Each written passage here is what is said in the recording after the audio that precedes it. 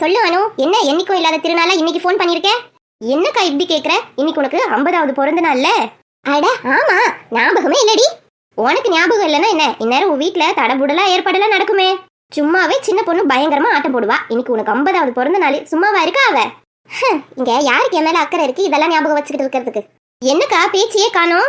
ஆமா ஆமா, தடபுடலா ஏற்பாடு நடந்துகிட்டு தான் இருக்கு. சரி, எனக்கு கொஞ்சம் வேலை இருக்கு, நான் அப்புறமா பேசுறேன். சரிக்கா.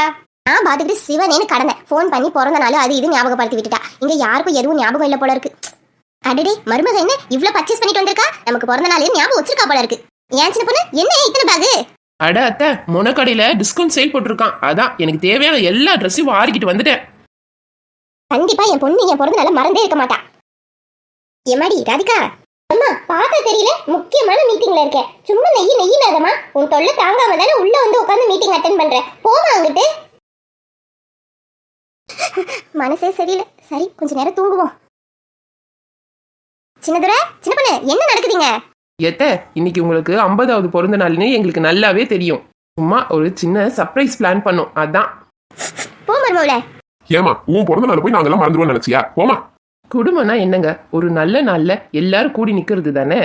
வீட்டுல இருக்கவங்கள சந்தோஷப்படுத்தி பாக்குறத விட என்னங்க முக்கியமான வேலை கிடக்கு? என்ன சொந்தங்களே, நான் கரெக்டா தானே சொல்றேன்? கரெக்ட்னா கமெண்ட் பாக்ஸ்ல கமெண்ட் பண்ணுங்க.